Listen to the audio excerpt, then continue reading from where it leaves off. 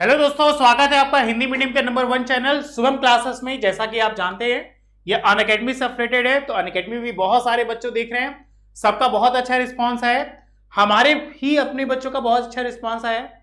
जैसे पूजा हुई, सुरजीत हुआ, अनमोल, अतुल, बहुत सारे ऐसे नाम हैं जो बच्चे हमेशा कमेंट कर रहे हैं। और जैसा कि हम देख पाए थे, सुरजीत का एक कमेंट था कि सर आप 1 से 40 तक के तत्वों का परमाणु भार लिखवा दीजिए। तो बेटा आप बहुत ज्यादा स्मार्ट हो, आपसे बोले भी थे, बिल्कुल मत घबराइए। आप पीरियोडिक टेबल भी देखकर लिख सकते हो। अगर फिर भी आपको नहीं आएगा तो हम नेक्स्ट वीडियो में उसको जरूर लिखवा देंगे। वैसे देखना कि वहां दशमलव में होगा तो दशमलव वाला उसमें हटा, जैसे 39.1 है तो उसको 39 याद कर लीजिए, अगर 39.9 है तो उसको 40 याद कर लीजिए, ऐसे। और वरना ज्यादातर जो भी हम लोग की उसमें आएंगे हम आपको जरूर बताएंगे। और आपसे बताए भी थे कि आप टेलीग्राम पे आप मैसेज कर दीजिएगा, हम आपको वहीं से अवेलेबल करा देंगे। क्योंकि क्लासरूम में उसको कराने से एक वीडियो थोड़ा सा डिले हो जाएगा, लेकिन हम आपकी समस्या समझते हैं, आपकी समस्या का समाधान करना ही हमें है। तो हम अगर करा देंगे तो आप लिखेंगे तो आप उतना दिमाग नहीं लगा पाएंगे, लेकिन अगर आप वही चीज खुद से अपने से लिखेंगे तो 100% बता रहे कि हमारे द्वारा दी गई जानकारी और आपके द्वारा खुद से ली गई जानकारी से दोगुनी होगी। तो एक बार बेटा सुरजीत कोशिश कर लो, अगर नहीं होता तो हम तो हैं ही हैं, उसके लिए बिल्कुल टेंशन छोड़ दो। जैसा कि देखिए बहुत लोग का आंसर बहुत अच्छा था कि मोलरता आई थी 0.27, है ना। मोलरता क्या थी? 0.27, ये बहुत लोग का आंसर आया था। और मोलरता थी 1.38। एक क्वेश्चन ये भी आया था कि सर एक बार फिर से समझा दीजिएगा। और दूसरा एक होमवर्क था ये कि यदि 18 ग्राम ग्लूकोज को 36 ग्राम जल में घोला जाए तो मोल अंश बताइए। अब मोल अंश किसका बताइए? दोनों का, विलेय का भी जिसको एक्सएन कहते हैं स्मॉल एन से, और विलायक का भी जिसको कैपिटल एन से दिखाया था। और निकालने के बाद एक जोड़िएगा, एक और कोई स्टूडेंट था, हमें नाम नहीं याद है, उसने कमेंट्स किया था कि सर आपने तो कहा कि दोनों को जोड़ने पर 1 आएगा, लेकिन पूजा ने जो मोल अंश निकाला है उसका 1 नहीं आ रहा। तो आपको यह भी बताया था कि बेटा जो 47 होता है, मतलब 0.0 और 47 है, तो ये 0.1 अंक ज्यादा है, तो इसको हम 0.05 नहीं लिख सकते। और वैसे भी अगर जोड़ने पर आपको देखोगे 0.997 आ रहा है। अब 0.99 को आप 1 नहीं लिख सकते। अब वो भी नहीं सर हमें एकदम एक्यूरेट डेसिमल चाहिए, तो डेसिमल में हमेशा अप्रॉक्सी आते। ये हम लोग डिस्कस किए थे लेक्चर 2 में। क्या? मोलरता क्या है। आपको बोले थे कि जल्दी से क्या करिएगा, एक चार्ट पेपर ले लीजिएगा या एक ऐसा कोई कॉपी ले लीजिएगा जहां पे आप सभी न्यूमेरिकल्स को लिख सके। तो पिछली कुछ क्लासेस में बहुत सारे न्यूमेरिकल हम दे चुके, कुछ दे रहे हैं, और ये सारे के सारे न्यूमेरिकल बहुत जरूरी हैं कि मोलरता क्या है, मोलरता क्या है, मोल अंश, मोल प्रभाज क्या है, इन सबके फॉर्मूले आपको समझने हैं। अब आपका ही कमेंट था कि सर इसको एक बार और समझा दीजिएगा, तो बिल्कुल हम आपकी बातों को लेकर चलेंगे। हम देखिए क्वेश्चन लिख के रखे हैं। क्वेश्चन क्या है हमारा कि 5 ग्राम NaOH से बने 450 विलयन की क्या बतानी है? मोलरता। अब मोलरता बतानी, सबसे पहले दिमाग करेंगे मोलरता का फॉर्मूला। तो हम लोगों को याद है कि जो मोलरता का फॉर्मूला है वो m बराबर n/v इंटू 1000 होता है, जहां n जो है वो w/mw है। तो क्वेश्चन में पहले w खोजिए, w कहां है? w कह रहा है क्या? 5 ग्राम, मतलब दिया है कितना? w बराबर 5 ग्राम। mw किसका निकालिए? NaOH का। सुजीत बेटा कुछ के आप याद कर लीजिए, जैसे सोडियम 11 पे होता है तो इसको याद कर लो 23, ऑक्सीजन 8 पे होता है तो इसका याद कर लो 16, और हाइड्रोजन 1 पे होता है तो इसका सेम होता है 1। तो क्या हो गया भाई 23 + 16 + 1 ये हो गया 40 ग्राम। अब यहां से आप क्या निकाल लीजिए n बराबर W/mw। W का मान कितना है 5, mw का मान 40, 5 एकम 5, 5 8 40, ये आया 1/8 आया। भी दिया है आपको 450 ml। जैसा कि ml में है तो फॉर्मूला हम रखेंगे क्या, m बराबर n/v। ठीक है, n कितना 1/8, पूरे के बटे कितना 450 गुणे 1000, 1/8 को ले आए नीचे, गुणे 450 गुणे 1000, 1 0 से 1 0 काट दीजिए तो यहां 45 बचा, यहां 100 बचा। तो आप क्या करिए 4 से काटिए, 4 दूना 8 और 4 दूना 8, 4 5 25, 5 9 45, 50 25, तो ये आ रहा था कितना 5/18। अगर आपके पास कैलकुलेटर होगा तो उस कैलकुलेटर से भी करेंगे तो 18 का पहाड़ा 5 में तो जाएगा नहीं, तो आप क्या करिए दशमलव ले लीजिए तो 0 हो गया। अब 3 बार में ज्यादा हो जाएगा, 2 बार ले जाइए, 18 दूना 36, ये 4 आया, यहां 1 आया, दशमलव लगाए तो 0 अपने आप हो जाएगा। 18 पंजे 90, 18 और ले जाओ, 18 और ले जाओ, तो आप देखेंगे कि लगभग ये 7 बार में अप्रॉक्स आएगा। 18 का पहाड़ा 7 बार पढ़ो, कितना आया 126, 4 1, फिर आएगा तो आप दशमलव के 2 स्थान तक रान दो, तो 0.27 जैसा कि मोलरता निकाल ले तो ये हो गया m। बताइए अगर आपको आंसर सही लगे तो बस आप एक लाइन में कर दीजिए सर क्लियर है सर, क्योंकि हमारे बहुत सारे बच्चों को न्यूमेरिकल में प्रॉब्लम हो रही है और हम गारंटी के साथ कह रहे आपको न्यूमेरिकल में कोई भी प्रॉब्लम नहीं होने देंगे। ठीक है, क्योंकि आपको हीरो बनना है, जीरो नहीं बनना है। ओके, तो उम्मीद करते ये चीज समझ में आई होगी। आइए हम लोग मोललता पे चला जाए। अगर मोललता की बात करें तो मोललता में हम लोग ने पाया था, जब भी हो तो पहले फॉर्मूला याद रखिए, मोललता का फॉर्मूला स्मॉल m था n/w इंटू 1000। वहां पे विलयन का आयतन था, यहां विलायक का आयतन है।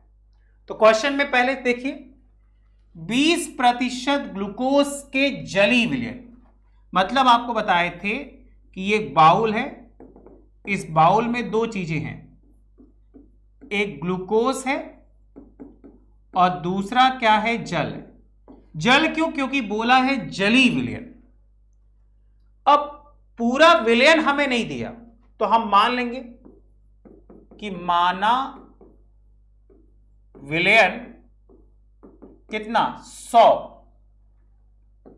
तो विलेय कौन W, तो विलेय कौन हो जाएगा ग्लूकोज। तो ग्लूकोज कितना हो गया बेटा 20 ग्राम। अब टोटल आपका ये हो गया 100, तो ये हो गया 20 ग्राम, तो जल कितना हो जाएगा 80 ग्राम, वो विलेय हो गया। तो विलायक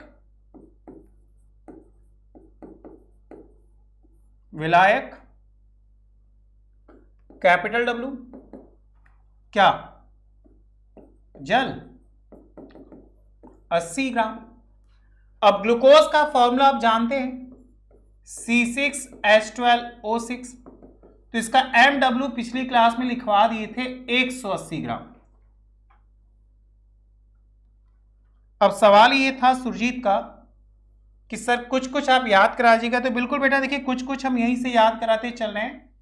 ये कैसे निकाले, दोस्तों अगर आप क्लास 10-12 के स्टूडेंट हो तो ये 15 अगस्त आपके लिए बहुत इंपॉर्टेंट होने वाला है, क्योंकि आप सभी को पता है हाफ ईयरली एग्जाम आपके लिए बहुत इंपॉर्टेंट है, क्योंकि इसके भी मार्क्स ऐड होंगे। तो इसी को देखते हुए इंडिया के number 1 learning platform Unacademy UP board student के लिए बहुत ही स्पेशल बैच लेकर आए हैं, जिसमें जीरो से हीरो यानी स्टार्टिंग से पढ़ाया जाएगा और हाफ ईयरली तक के सिलेबस को 12th के सिलेबस को 16 अक्टूबर तक कंप्लीट कर दिया जाएगा और जो 10th वाला बैच है उसका 13 सितंबर तक इस कोर्स को कंप्लीट कर दिया जाएगा। इस बैच में आपको इंडिया के टॉप एजुकेटर लाइव पढ़ाएंगे और सबसे इंपॉर्टेंट बात है, जो भी क्लास चलेगा वो लाइव रहेगा, उसके नोट्स आपको तुरंत मिलेंगे, आपको डाउट तुरंत पूछ सकते हो और जो भी क्लास रहेगा अगर आप मिस करते हो तो उसके रिकॉर्डेड सेशन आपके मोबाइल पे सेव हो जाएंगे। तो जितने भी स्टूडेंट इस वीडियो को देख रहे हैं, अगर आप पूरी तैयारी करना चाहते हो स्टार्टिंग से तो आप इस बैच को जरूर ज्वाइन करो। डिस्क्रिप्शन में मैंने लिंक प्रोवाइड किया है। जब आप इस बैच को ज्वाइन करोगे तो वहां से रेफरल कोड पर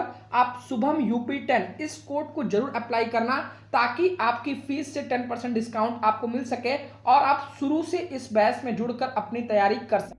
क्योंकि कार्बन का आप याद कर लीजिए 6 पे होता है तो 12, हाइड्रोजन तो याद ही हो गया ये 1 होगा और ऑक्सीजन याद हो गया ये 16 होगा। तो 12 गुणे 6 प्लस 1 गुणे 12 प्लस 16 गुणे 6, 12 6 72, 12 कम 12, 16 छक्का 96, ये हो गया 180 ग्राम। ये क्या निकला? MW। और दूसरा है जल। तो अगर जल का हम निकाले, मोललता निकाले तो जरूरत है नहीं, जान दो। मुझे क्या चाहिए? N चाहिए। तो N के लिए W/MW, W है आपका 20 ग्राम।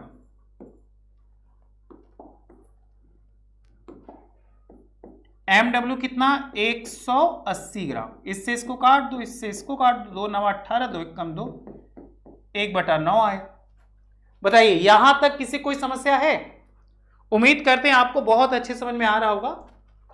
अब मुझे चाहिए मोललता। तो मोललता का फॉर्मूला, बेटा फॉर्मूला ही मस्ट है।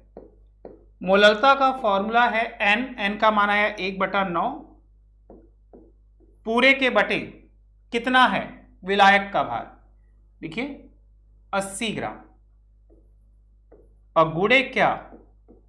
1000। 1 बटा नीचे आ जाएगा, 80 गुणे 1000।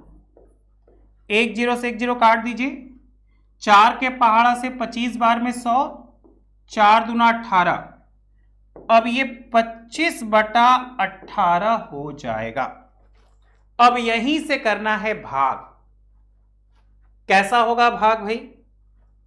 कैसे होगा याद करिए। तो भाग के लिए मेरे पास जगह नहीं है, इसको इरेज करते ही आपको आ गया होगा, वरना ये वीडियो को पीछे खींच के आप देख लीजिएगा। 18 का पहाड़ा पढ़ना है 25 में, तो जाएगा तो है नहीं, एक ही बार जाएगा पहले। तो 18 कम 18 हो गया। अब 15 में से 8 गया, 7। अरे 8 7 15 होता है ना। अब जाएगा नहीं, दशमलव लगा के 0 बढ़ा लो। अब 18 कम 18, 18 दूना 36, 18 तिहाई 54, 18 चौक 72। 4 बार में ज्यादा हो जाएगा तो 3 बार, 18 तिहाई 54, 6 1, तो ये आया क्या? 1.3 m। बताइए क्या मोलरता और मोललता क्लियर हो गई? तो आप कमेंट बॉक्स में बच्चों जरूर लिखिएगा कि यस सर बिल्कुल अच्छे समझ में आ गया। एक चीज जो आपको होमवर्क दिए थे, क्या? मोल अंश वाला, इसको भी समझ लेते तो फिर आज स्टार्ट करते, क्योंकि कुछ ही बच्चों ने भेजा था, बाकी बच्चे नहीं भेजते। अब नहीं भेजते तो ही लगता है या तो हमको पढ़ाना नहीं आता इसलिए आपको मजा नहीं आ रहा है, और या तो आपको नहीं आ रहा है, दो भी बात हो सकते हैं, या तो आप करना ही नहीं चाहते, तो बात ही अलग है। तो क्या है भाई? 18 ग्राम ग्लूकोज और 36 ग्राम जल, दो चीजें हैं। 18 ग्राम ग्लूकोज और 36 ग्राम जल। साफ साफ लग रहा है कि 18 ग्राम ग्लूकोज है वो कम है और 36 ग्राम जल वो ज्यादा है। मतलब ये जो है ये विलेय है और ये जो है ये विलायक है। मुझसे पूछा है मोल प्रभाज। अब मोल प्रभाज किसका? दोनों का। किसका? विलेय का मोल प्रभाज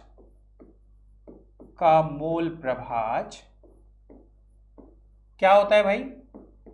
x स्मॉल n बराबर small n plus capital N।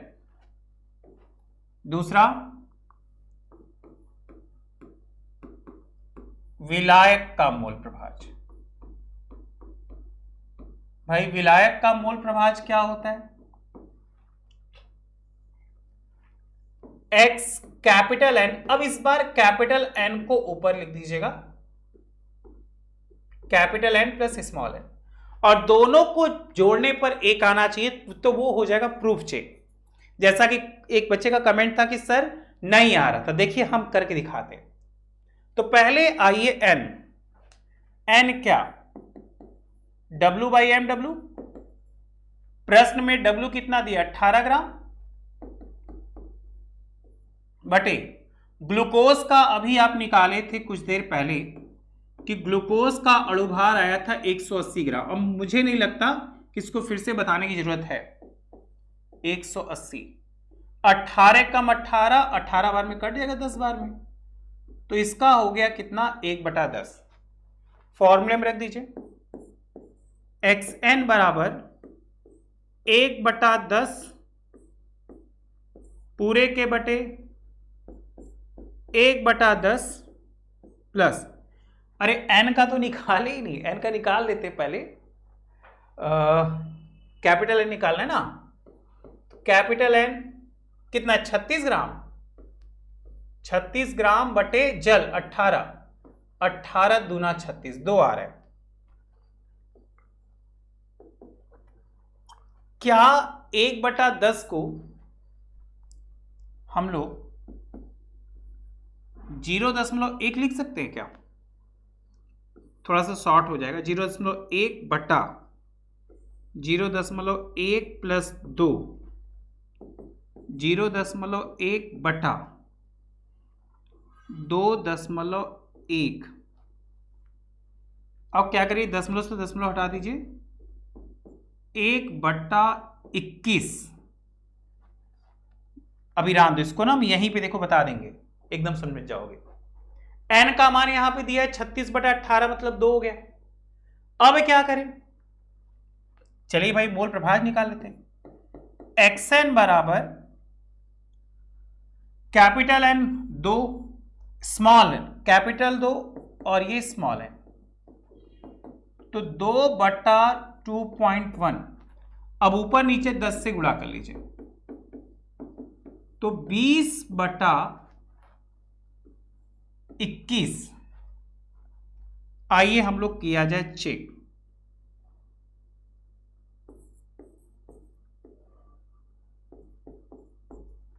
क्या है भाई? xn आपका आ रहा है 1/21, कैपिटल आ रहा है 20/21। दोनों को जोड़ने पर आना चाहिए क्या? 1। How is possible? क्या ये बात बिल्कुल सही है? तो हम लोग क्या करेंगे?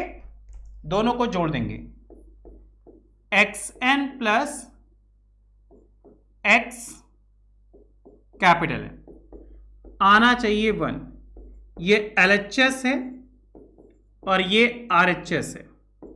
xn 1/21 plus 20/21। देखो बेटा, जो कमेंट किया था अभी देखना एक ही आएगा, इसलिए हम बिना दशमलव लेके चल रहे हैं। 21 कॉमन है तो ऊपर 1 प्लस 20, 21/21, 21 कट गया, मतलब LHS इज RHS। ये क्या है? आंसर्ड। बताइए क्या हम सही हैं? आपको ये न्यूमेरिकल समझ में आया? अगर कोई डाउट है तो बताइए। अगर समझ में आया हो तो आप एक लाइन लिखिएगा, yes sir, clear sir, numerical बहुत अच्छे से आया।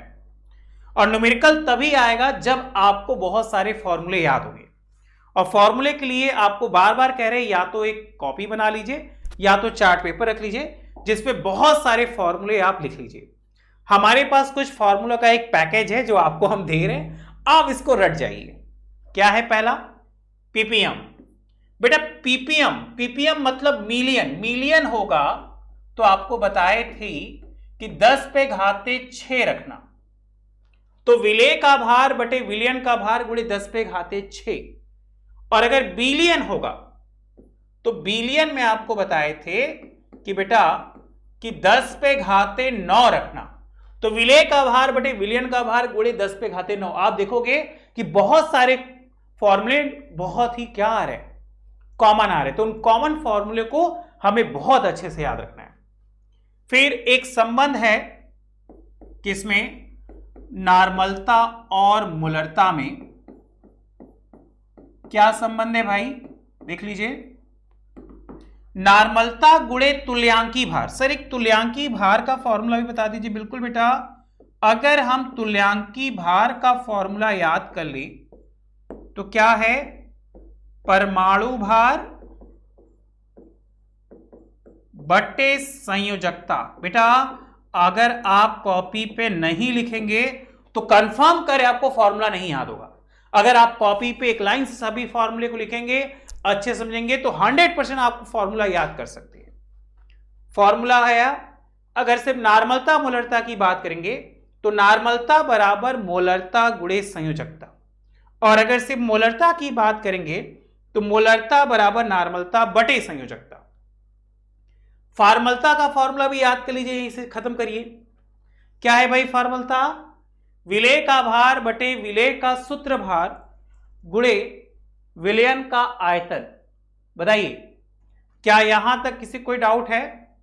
यह फॉर्मूले का एक छोटा सा पैकेज है। 1 2 3, मान लो इसको लेकर 4, इसको लेकर 5, इसको लेकर 6, इसको लेकर 7।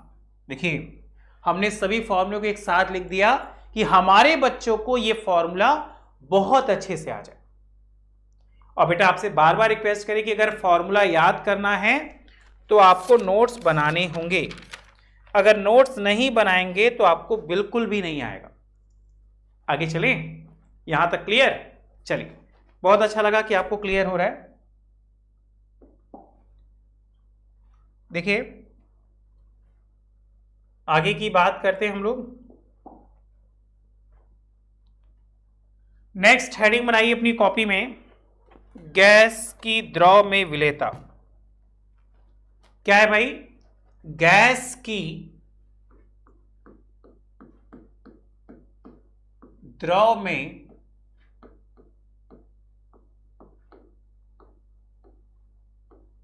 विलेयता। अगर देखिए हम विलेयता की बात करें तो हमने क्या पाया कि किस प्रकार वो घुलकर आगे की ओर बढ़ते हैं। तो लिखिए, इसमें गैस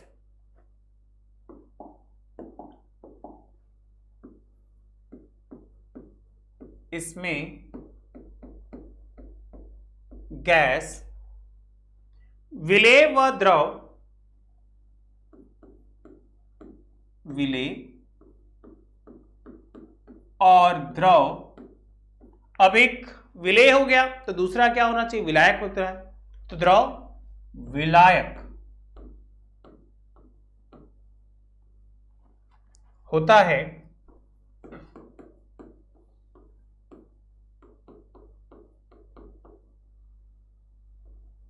जिसमें गैस की द्रव में विलेयता को, जिसमें गैस की द्रव में विलेयता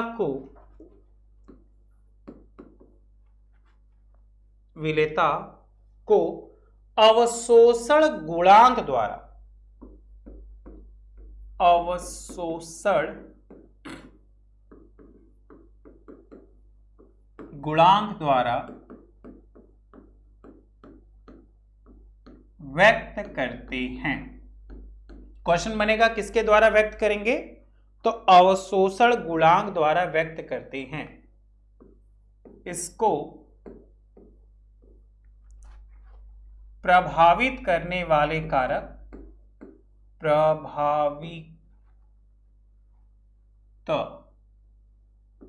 इसको प्रभावित करने वाले कारक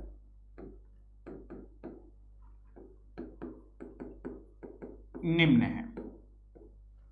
देखिए बेटा, अगर हम बात करें कारक की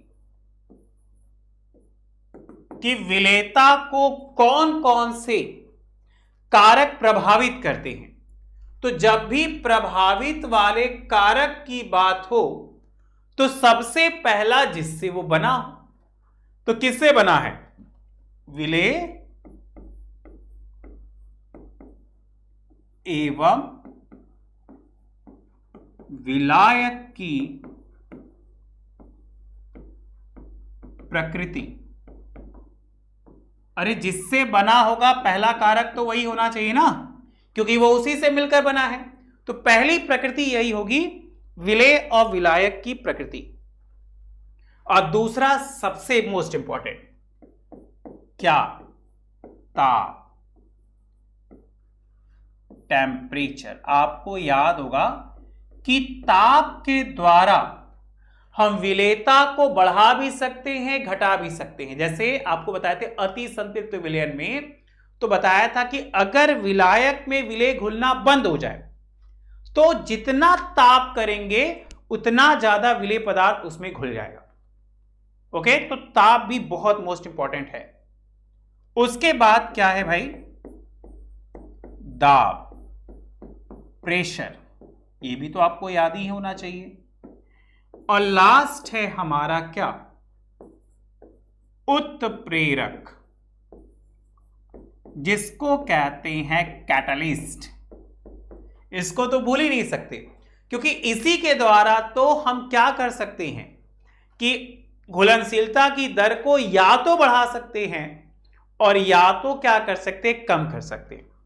तो एक बार कारक देख लीजिए, कारक हम लोग ने 4 रखा है, विलेय एवं विलायक की प्रकृति, ये ताप, दाब और उत्प्रेरक। अगर इतनी चीजें याद हो जाए तो हम एक बहुत ही मोस्ट इंपॉर्टेंट टॉपिक पे चल रहे हैं, जो 100% कह रहे हैं आपके बोर्ड एग्जाम में आएगा। नाम तो सुना ही होगा, क्या, हेनरी, जिन्होंने विलेयता को प्रेफरेंस करके अब कुछ नियम दिया। क्या, हेनरी का नियम आपको याद होगा, नहीं याद होगा तो इसको जरूर याद कर लीजिएगा, क्योंकि ये 99% बोर्ड एग्जाम में हर बार आ जाता है। और जैसा कि एमसीक्यू है तो आपको याद में इससे बहुत सारी टॉपिक आएगी, इसलिए इसके ऊपर लिख दीजिएगा मोस्ट इंपॉर्टेंट। क्या है, स्थिर ताप पर, अब चाहे तो ताप को स्थिर मान लीजिए और चाहे तो ताप को निश्चित मान लीजिए, दोनों का मतलब एक है। क्या, स्थिर ताप पर किसी गैस की द्रव में विलेयता, किसी गैस की द्रव में विलेयता, ध्यान दीजिएगा, स्थिर ताप पर किसी गैस की द्रव में विलेयता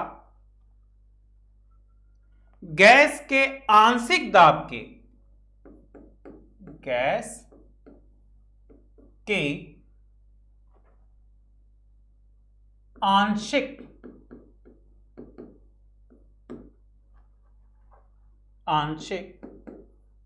दाब के मोल अंश के समानुपाती। अब बेटा किसी किसी बुक में अगर अनुक्रमानुपाती दिया होगा तो भी मत घबराइएगा, दोनों का मतलब एक होता है, चाहे तो समानुपाती बोले चाहे तो अनुक्रमानुपाती बोले, बात एक है, समानुपाती होता है। एकदम इसको रट जाइए, याद कर लीजिए। पता नहीं मुझे क्यों लग रहा है कि ये बिल्कुल एग्जाम में आएगा ही आएगा। जैसे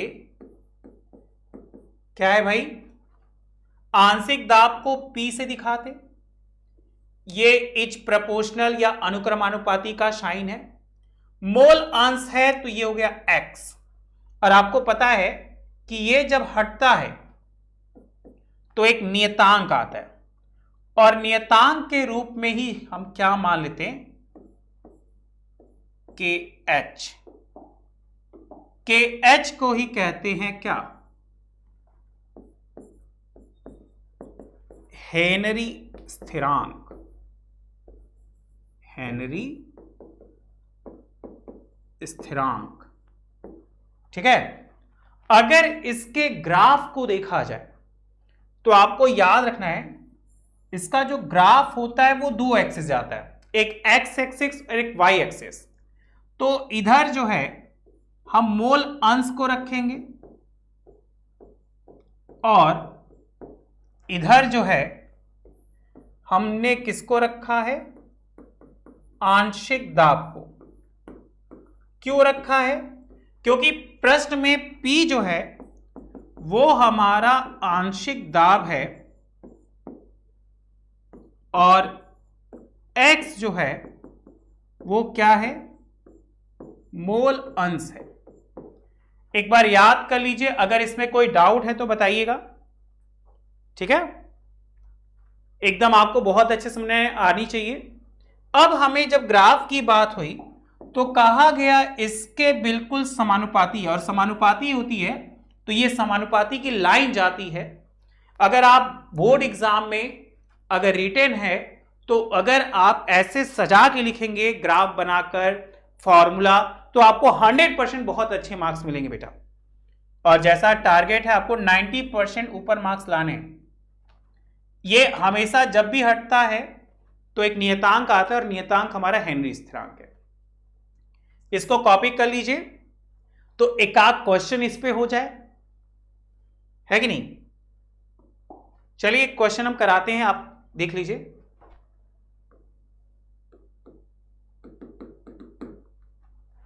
लिखिए बेटा कि सड़े हुए अंडे वाली गैस,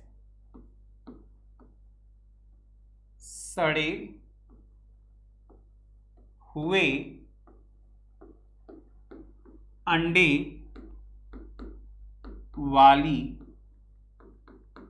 गैस, बताइए ऐसी कौन सी गैस है जिसकी तुलना सड़े हुए अंडे से की जाती है। यह आपका काम है कि सड़े हुए अंडे वाली गैस का गुणात्मक विश्लेषण, का गुणात्मक विश्लेषण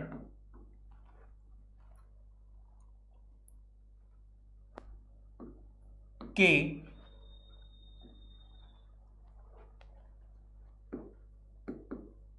काम में लेने पर, काम में लेने पर इसका मोल अंश, इसका मोल अंश, बेटा मोल अंश को बहुत अच्छे से याद रखिएगा, कितना है 0.0035, 0.0035, देख लीजिए एक बार, 0.0035 है। तथा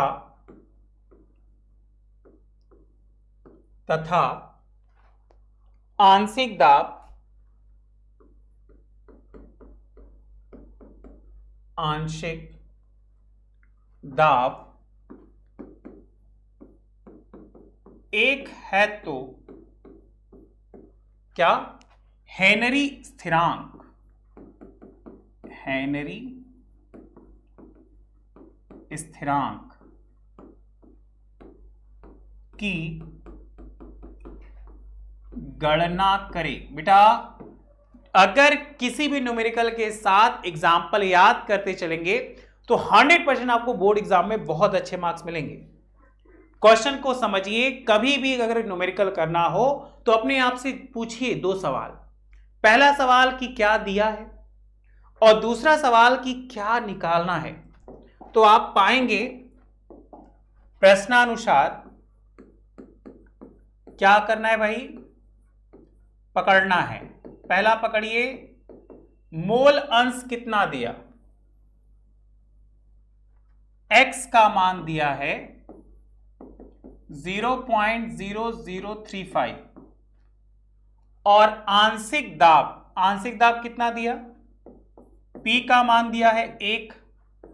आपसे क्या पूछा है, हेनरी स्थिरांक। हम लोग फॉर्मूला क्या जानते हैं कि P बराबर KH इंटू एक्स, KH चाहिए तो KH बराबर P बाई क्या, X। ये हो गया हेनरी स्थिरांक का फॉर्मूला। प्रश्न के अनुसार हम लोग मान रख दिए 1/0.0035। अब देखिए नीचे जो है वो 4 स्थान पे है दशमलव, तो ऊपर क्या करिए 10,000 से गुणा और नीचे भी 10,000 से गुणा कर दीजिए, तो ऊपर आ गया 10,000 बटे 35। 5 के पहाड़ा से काट के थोड़ा सा छोटा कर लेते हैं, 5 दूना 10, तो ये हो गया 2000। अब 5 साते 35। अब ये आपका काम है बताना कि कितना मान आया। आपका काम है बताना कि कौन सी ऐसी गैस है जो सड़े हुए अंडे जैसी गंध देती है। इन दोनों को कॉपी करिए। अगर इनको कॉपी करने में किसी को डाउट होता हो तो कमेंट बॉक्स में जरूर कमेंट करिएगा बेटा, हम बिल्कुल अवेलेबल रहेंगे आपके कमेंट्स को देने के लिए। सुरजीत बेटा आपका एक और क्वेश्चन था कि सर हमें मान नहीं याद होते, जैसे NaCl को क्या कहते हैं, H2O को क्या कहते हैं, NaOH को क्या कहते हैं। तो बिल्कुल मत घबराइए, एक वीडियो स्पेशली कंपाउंड्स के लिए बनाएंगे, लेकिन कब, जब थोड़ा कोर्स खत्म हो जाए तब, क्योंकि आपको पता है लिमिटेशन है, हम लोग को बहुत ही लिमिट टाइम में सारी चीजें पढ़ानी है। अगर वो सब बताने लगे तो आप कहोगे कि सर वीडियो बहुत लंबा होता जा रहा है और चीजें बहुत ज्यादा हैं और अभी तक कोर्स खत्म नहीं हुआ। तो बिल्कुल मत घबराइए, एक चैप्टर कंप्लीट हो गया, दूसरे चैप्टर में हम लोग आ चुके हैं और हम लोग आगे चलते हैं किस पे, हेनरी नियम के सीमाएं। आखिर क्या क्या लिमिटेशन होता है इस नियम के। तो सबसे पहली सीमा आप याद रखिएगा बेटा, क्या होना चाहिए कि विलयन हमेशा क्या हो, विलयन तनु हो। मतलब हेनरी नियम के अनुसार कि विलयन कभी भी सांद्र नहीं होना चाहिए। विलयन जब भी हम लोग लेंगे तो विलयन होना चाहिए तनु। दूसरी बात, दाब कम नहीं होना चाहिए, दाब कम नहीं होना चाहिए। और तीसरा, जब दाब कम नहीं होगा तो दाब का एकदम किसके होता है, ताप के।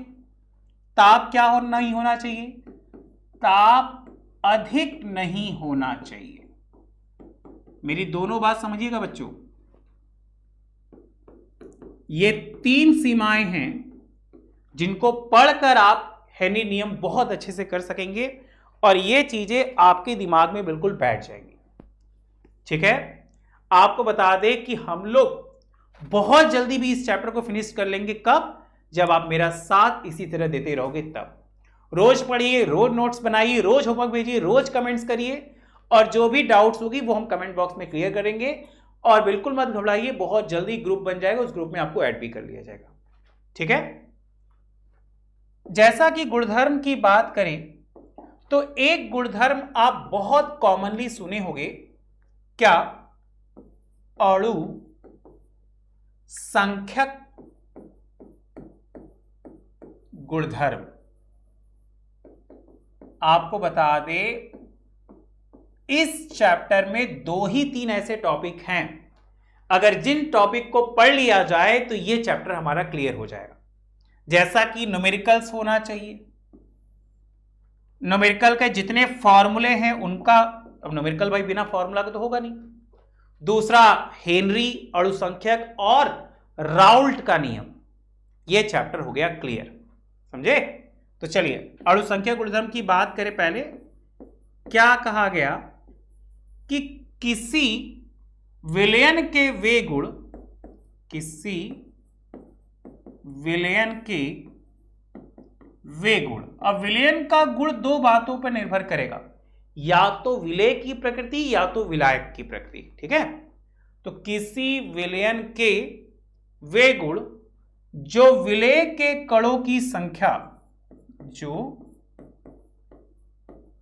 विलय के कणों की संख्या या अणुओं की संख्या पर निर्भर करते हैं, या अणुओं की संख्या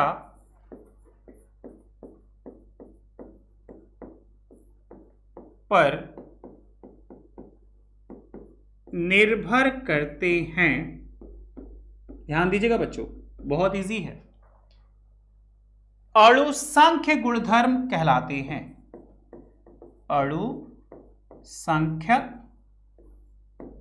गुणधर्म कहलाते हैं। एक छोटा सा फंडा बताएं, देखिए एक छोटा सा फंडा है, इसको याद जरूर कर लीजिएगा। क्या है भाई? जब भी अणु संख्यक गुणधर्म की बात हो तो अणु संख्यक गुणधर्म, अणु संख्यक गुणधर्म विलय की मात्रा पर, विलय की मात्रा पर निर्भर नहीं होते।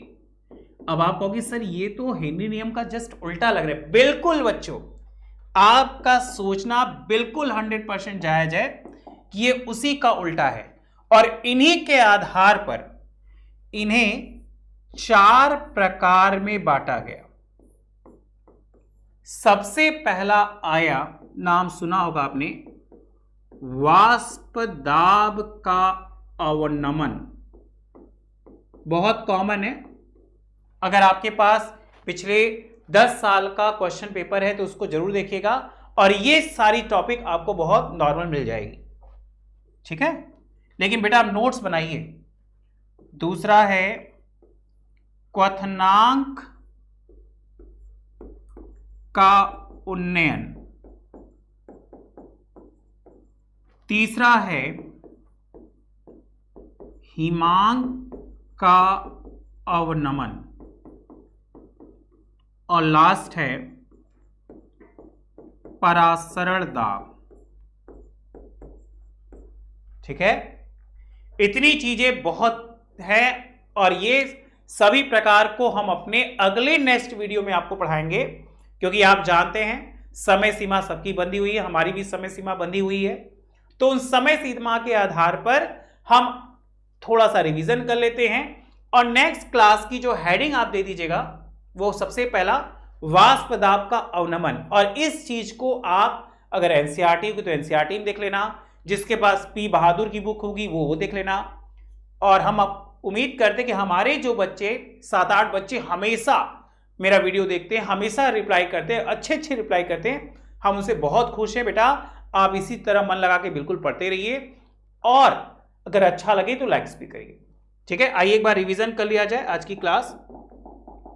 देखिए आज की क्लास जो हम लोग की है वो लेक्चर 3 है।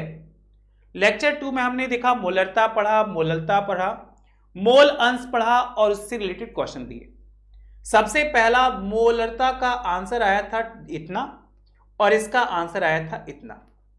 इसको समझाने के लिए हमने एक क्वेश्चन लिया मोलरता का जो पिछली क्लास में दिया था। उम्मीद करते हैं ये क्वेश्चन आपको बहुत अच्छे से आया होगा, जिसका आंसर आ गया इतना। उम्मीद करते सबका आंसर आया था। उसके बाद मोलरता का आंसर आया इतना, ये भी मेरे बच्चों को बहुत अच्छे से आया। और एक जो डाउट था बच्चों को कि सर एक नहीं आ रहा है, तो बेटा देखिए हमने प्रूफ चेक कर दिया। ये प्रूफ चेक है कि LHS RHS के बराबर होता है। LHS की वैल्यू 1 हो गई, RHS की भी वैल्यू हो गई, मतलब ये प्रूफ चेक है कि दोनों को जोड़ने पर 1 आएगा। निकालने का तरीका आपको सिखा दिए, ये इसको एकदम याद कर लीजिए।